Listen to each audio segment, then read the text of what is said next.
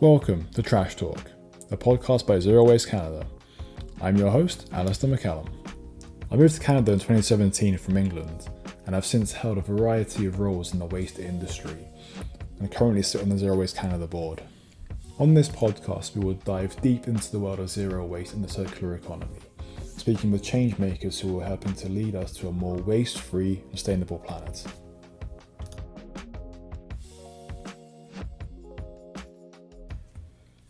Our first trash talk is with Dave Bailie from Intuitive AI, the company behind Oscar, a tool used in different sectors to help reduce contamination and cut disposal costs. We talk about Dave's career pathway in waste, what success means for his customers, and how tech is helping shape a circular economy. Okay, welcome, Dave, to the one of Trash Talk. Thanks for joining us today. Um, Yeah, yeah, thanks, I want to Alistair. start off just intro to yourself, your background in waste, and where you are currently. Yeah, it's definitely been quite a journey, I will say, on my path to waste and kind of coming and making it of my own. So I'm a biologist by degree. That's what my university degree is in. But as I was going through my degree, trying to make my way through biology, always kind of found my way back to recycling. Started off working at a metal recycling yard just to kind of pay the bills. Kind of tried my hand on the biologist side and had a bit of a career crisis when it wasn't really working out the way I thought it would, and really saw how much overlapped in the recycling and waste management industry, really focusing and leaning back onto the fact that it's a system. And that's really what I like the most about biology, is it being an ecosystem. So that kind of opened my eyes, and then started trying to just make my way through from that standpoint. From the metal recycling, got into textile recycling, rubber upcycling, then working for a hybrid broker waste management firm, working there as an account manager and getting a bit more on the commercial side of the waste management industry, and then working through there to working on more consulting projects, so waste management plans, waste audit reports, you name it, and then eventually working with their on-site composter side of business, helping bring on-site composters to large producers of organic waste and materials. So coming with, it was over like a decade of doing a lot of different roles and capacities, which is always a fun journey and really understanding that flow of material. And then coming to where I am now, where I've been with Intuitive AI for the last 2.5 years, kind of taking that industry knowledge and applying it to their global client base and helping them utilize the data and really get into it. And how can I help them kind of take a pseudo consultant role and try to shift their mindset on their waste. So it's been a really fun journey over the last decade plus through waste, and a little non-traditional, but that's something I've always really enjoyed. Yeah, I think we first met, I want to say 6, 7 years ago in Yeah. different waste roles, and now we're still here, still in waste in different roles. So it's kind of like you yeah, find your way into it and then stay in it, which is good. Yeah. So we both like kind of touch different areas of waste and have kind of yeah good knowledge of the industry and what's happening. And you're more involved on the tech side now. So hmm yeah, I want to mention a bit more about that side of things and how your yeah kind of current role is helping push tech forwards in waste and what the like success journey means for your customers.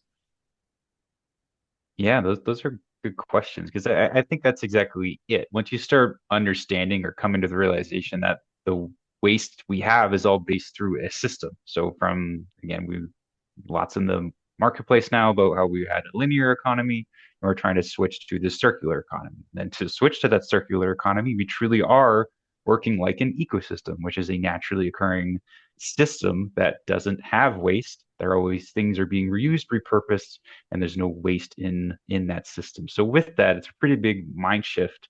And having that opportunity to work with a lot of large brands, I wasn't really finding or wasn't getting enough traction kind of working into the traditional sense with the waste management industries, or working with the standard broker or hauler, or even some of the consultants that I had reached out to when I was trying to decide a career path. So really saw this opportunity with technology and how it could help bring this to more people. There's a big aspect I've find in the waste industry is it's really shrouded. How exactly are we supposed to be moving forward? There's no plan you can find online. There's not waste influencers that are telling you how to do this, because it's this newer aspect that we're now starting to, I think, really see become in the limelight. We had carbon emissions, which not that we've figured it out, but there's been a lot more work towards that aspect, energy efficiency, water efficiency, building efficiencies in general. And I think we're now starting to see waste becoming this bigger opportunity or this next frontier more and more businesses are trying to get their hands on. But then trying to create solutions, lots of people are scrambling. They don't know what they're supposed to do other than, I get waste and recycling services. I have a weight report that they generate for me, and I get maybe an waste audit done officially, but how am I actually supposed to be achieving or striving towards this circular economy or even just net zero waste? So I think that's really the path that I find most exciting is how can our technology be a tool in their tool belt? We're not the exclusive tool. There's so much more to work on, like I shared, a whole system, but how can we help kind of be this tool in the tool belt to be kind of the potentially first step or a supporting step to their overall plan and a real front facing aspect because with our technology, we're a screen and a sensor over top of a trash bin, and the trash bin's usually inside within the facility or across the campus, wherever it might be. And it's really there to help engage, help educate, and then really capture that valuable data and information that's really giving people access to that same little insight you could get with a lot of these other utilities. But what's difficult when you're dealing with waste because it's treated like a utility, but is in no way how it functions. It's very much so a person by person behavior on where they want to be depositing their materials. And you're trying to capture all that information and try to bucketize it in something you can control in a really uncontrollable way and environment. So I think that's what always brings me back to the excitement around it, that it's this opportunity. And it's been exciting to see more and more organizations starting to see that as an opportunity to improve. Awesome. Yeah. I guess one thing with the waste is it's quite a way behind data on like water, for example, and measuring. You Mm. mentioned kind of tools and that kind of stuff with your customers. So what's your customers' reaction when they kind of see the level of data you can bring them, with tech? Because yeah, having been Mhm. in waste a few years, and it's very Right. difficult to get accurate numbers on even the basic services. So yeah, what kind of data are you bringing to customers, and what are they kind of saying to you when they see the level of detail you can give them and measurable impacts you can bring them as well? Yeah, I think that's honestly one of my favorite parts is getting to that point of the project because, there is hardware and there's always a bit of a lift to get anything off the ground. But once we can get to the data part, it's really where that light bulb moment sort of occurs. So like, right, this is exactly what I'm missing is having a detailed breakdown of not only the streams that I have, but all the individual materials going into each of those streams. And I don't have to open a bag. No one has to do a spot check audit or take pictures. It's all just happening there automatically for me, and then it's being analyzed for me as well. So if you had something like a bottle or even a coffee cup, I think that's a much better example. The coffee cup could be the cup, the lid, and the sleeve. And those might all go to the same place. They might go to all three different places. And we'll provide that level of detail based on each property that we're at. So it's a really detailed breakdown, customized to your property. And it's really showcasing where those opportunities are. What do people find the most confusing? And then how do we help them? And how are we helping them and educate them? And how can we bring that to the front and center? And not only just, okay, let's lean into existing behaviors. Maybe people aren't sorting an item correctly, but then it also helps understand and do a self audit of our own materials. Hey, we've got three different materials for the same type of packaging, and they go to three different places. When we think about the circular economy, we can start working further up our procurement chain as well. Maybe let's procure one type of packaging if and when possible. So we're making the system easier. There's only one place to procure. We have a clear message on where that material should be going, and then you make it easier for people to focus on the end of life management of the material so they can make that decision even easier at the bin. Yeah. Right, yeah, and you cover different, I guess, sectors with your customers. So you mentioned kind of Mhm. campuses, I think sports stadiums now as well. So is there any kind of like common items you're seeing, that could get taken out or put into the correct bins or contaminating? Like, what's the most kind of common themes you're seeing across these different sectors for areas for improvement?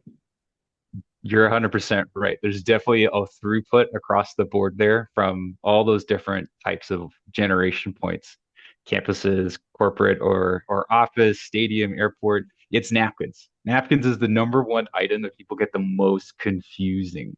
They don't know Mhm. where it should go. Should it be paper? Should it be recycling? Is it trash? Is it compost? Because it depends. There's so many different places it could be disposed of. And then there's so many ways on how it's interpreted or how it's communicated where I've seen if it's clean, it could be paper. If it's clean, it should just be trash. If it's got food soiled on it, okay, that can be compostable and not recycled. So it becomes this really nuanced material that folks are a little confused on exactly where it should go. Plus, even in the name of it, you hear it says paper, it's paper towel, paper napkin. Oh, it must be paper. I can feel that it's a paper type material. So it's definitely the most confusing item. I think the caveat to that is, even though we are primarily in high traffic areas at these locations, which is usually related to food. So great, we're in areas where there's food, regardless, even when we go into office areas or areas where there's less food, it's still the top item that's most confusing on where to throw it out. So how to get ahead of that, it's challenging because although great, it's a top item when you look at a per item level from a weight perspective, which is really the traditional and the only benchmark we have comparing properties or individuals from a waste perspective, it's a very light item. So from a weight perspective, it doesn't have that same impact when we look to divert. Nonetheless, Mhm. it's that same question that when we just look at the item itself, definitely opportunity to sort it better. But as we work farther up the chain, do we need to be buying as many napkins, which means we're procuring the napkins, which means we're buying them, they're being shipped to us to just restock to be used for a single use item. That's what it comes down to. It's another single use item that, okay, great, it's not a plastic single use item, but still it's a single use item that needs to be made from raw materials, needs to be transported, needs to be purchased, needs to be restocked, all to just be used for a few seconds and then thrown away into potentially or most likely not the correct bin. Yeah. So it's just this issue all the way through. Is that the biggest issue to overcome? I wouldn't say it's the biggest issue, but definitely the number one item that I see people finding the most confusing because there's so many different so many different messages being shared on where that should be deposited. Yeah, very good point. Because yeah, the confusion aspects of waste and recycling is yeah, it's a definite barrier. Because yeah, things are different in different provinces and even cities within Canada. So you can be in Vancouver, you can be in your Mhm. house, and coffee cups can go into the blue bin. If you're going into an office, they can't. So there's many different examples like that, Mhm. where yeah, confusion can create issues and contamination instances happening. Like kind of like a similar question. Any items you're seeing like commonly that your customers are then saying, "Hey, we're going to replace this with a more zero waste kind of approach." Either you're changing out the procurement side or changing material, like Mhm. anything happening like that in the space right now. Yeah, I think kind of the big piece that we're seeing is really a shift largely around the food packaging. I think lots of Mm, organizations who maybe had reusable or scullery on site, but then had to switch because of COVID are kind of now finally making that switch back to reusables, which is, I think, really amazing. If you've got access to that facility or if that's a pathway that you can go down, yeah. definitely great to see that's starting to come forward. But then on that same narrative, really seeing that even in areas that maybe don't have the ability to add that or bring that to their site, that there's a lot more options now available for reusable container services. I think we're definitely seeing quite a few in Canada that are really starting to get quite popular, and we're seeing even more in the US as well. All following a fairly similar pattern, whether it's different material types for the base of the packaging, but essentially it's a reusable packaging that makes it easier for the dining services provider or team to utilize that instead of traditional single-use packaging. So that it could be returned, cleaned, washed, and reused again within the system. And they've got a lot of different nuances between the groups of them, but definitely becoming a lot more accessible and affordable, I think, in some cases to be brought on site. So that way they can start reducing this material, which is again a big aspect, especially within these environments that we're in. That's definitely a lot heavier weight, heavier resource intake for those types of materials. So getting to swap that out for something that could be reused is a real win-win and definitely something I'm seeing being quite popular. You mentioned yeah the cost aspect there. It's very important, I think, to take into account with like your garbage cost being so high and higher than recycling organics in most places. I guess your clients are seeing a benefit on the cost side of things with changing Mm, out items and reducing their garbage as well as the versions increasing. But then on the flip side too, you're seeing your cost come down because you aren't spending as much money on pickups. You're having less garbage, so less waste going to landfill where tipping fees are higher than composting, for example. So mhm. is that a big kind of pull factor with your clients too, and changing items around and seeing the conversion increases go up? Like, is it a big kind of consideration for them that bottom line as well? Always. I think it doesn't matter what business you're in or what part of the business you're impacting, everyone's always looking for cost savings. And definitely when it's tied to a sustainability benefit as well, a true kind of like triple win there. So definitely where we're able to help and drive those improvements.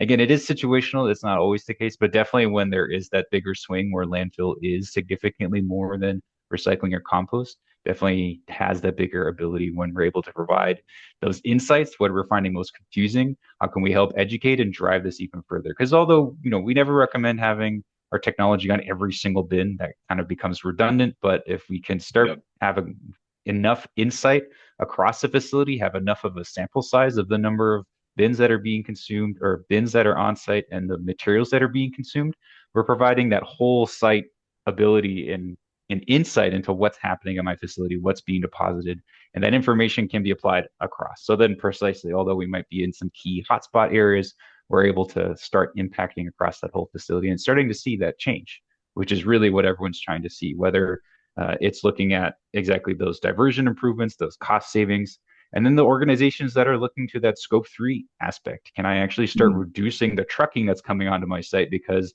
I actually have less of the waste that I've been having serviced, and I can have more of this recycling or compost service. So that shift really, yeah, makes the difference where you could start optimizing those other streams, which were not as optimized as everything just being dumped into one large compactor just for trash. Mm. Hey, we can actually start transitioning to have a couple smaller compactors and not having something done in different services or different equipment sizes. So definitely across the board, really able to help in a lot of different ways, all through just that simple task of having to throw something away, right? And it's just something we're doing every day, regardless of how conscious we are about that decision. That we're throwing something away, garbage, recycling, compost, something that we're hopefully spending less and less throwing something away and less heading to the landfill directly, but definitely an Yeah. everyday action that we all participate in. And it's that opportunity to kind of set that foundation for new behaviors. Yeah, great point. I think that the interesting part of that is just that individual action at the bin can have all those knock-on effects on scope 3 emissions, on costs. So capturing that individual action of placing the item in the correct bin can have all these massive Mm-hmm. benefits. So very good point. Um, so you cover different markets, Canada, US, and I think globally as well now. So any kind of topics that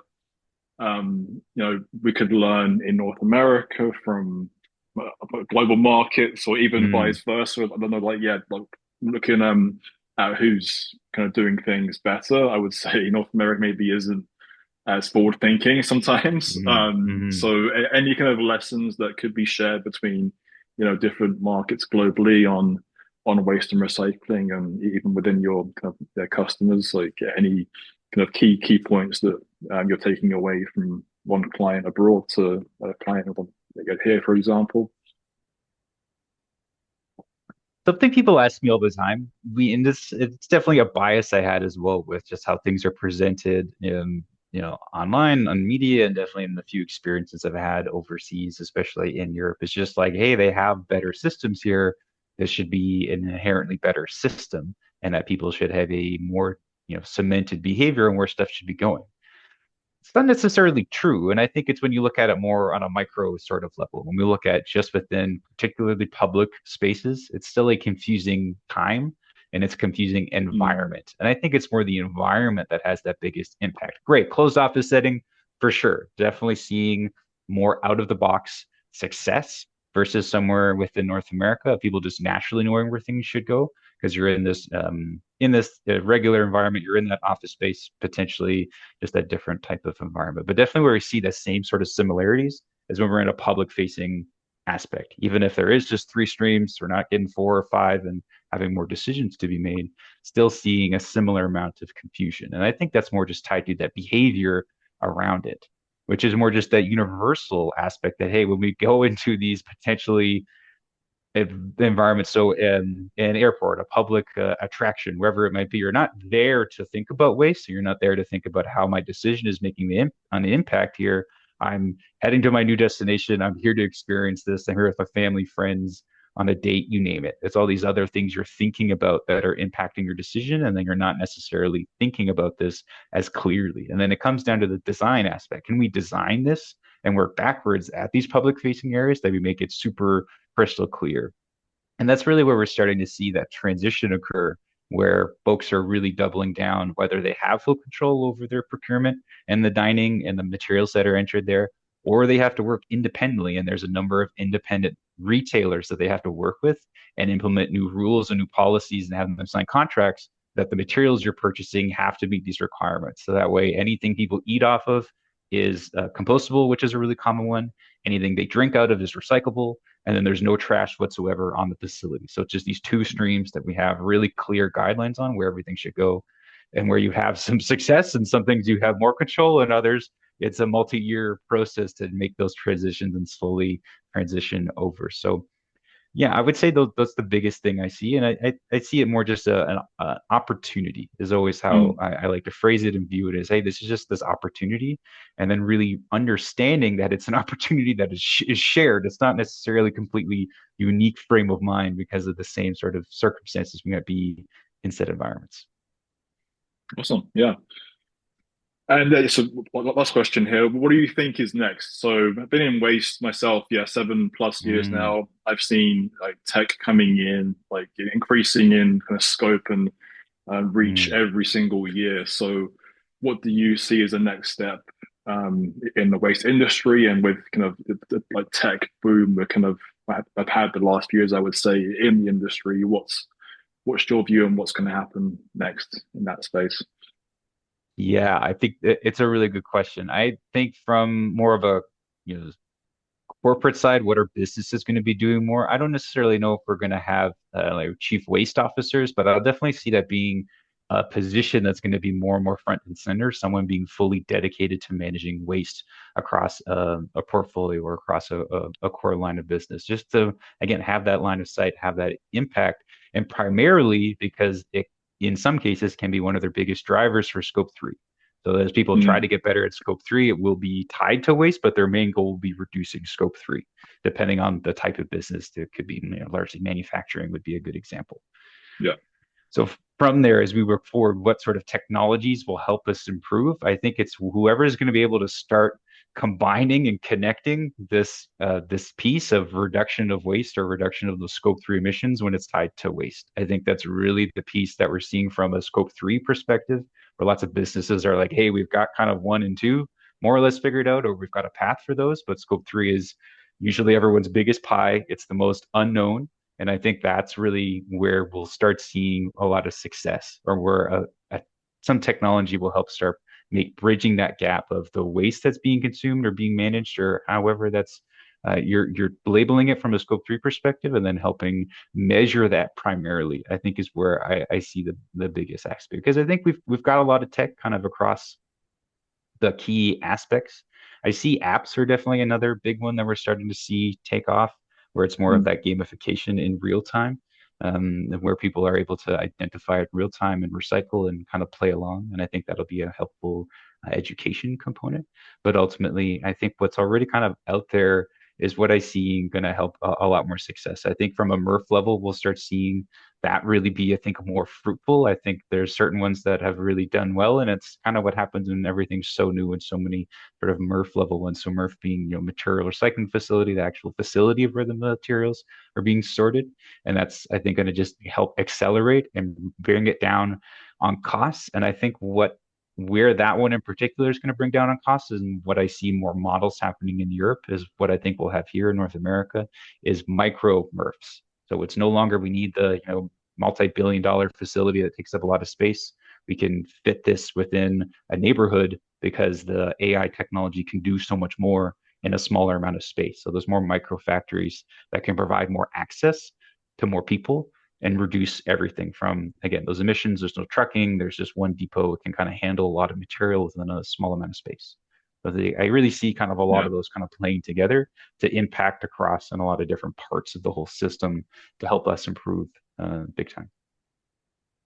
Yeah, your first point of the chief waste officer, I think that will be yeah, like having held a role in-house waste role, Mhm. definitely see a good impact at companies, potential at companies to look at an in-house role because yeah, waste is one of those things that maybe isn't looked at as much as other utilities, but there's opportunities there for sure, just based on data points and gathering yeah, more data, analyzing, what's happening at property levels or yeah, company level opportunities there to be more circular, reduce waste, look at zero waste pathways, certifications, that kind Mhm. of stuff. So I think yeah, Mhm. definitely agree with that. If companies are yeah looking at opportunities to reduce cost again, waste a big cost item as well for the most part. So yeah, definitely see yeah scope there. And yeah, kind of next steps on waste. Maybe yeah, there's yeah chief waste roles coming up out there at some point. Yeah. So thanks again for your time today, Dave. Yeah, good group to chat all things trash with you. Yes. Great to learn more about what you're doing as well and how you're seeing the tech make a difference in the waste world. So yeah, we'll wrap it Awesome. up Yeah. there. Appreciate it. Thanks, Alistair.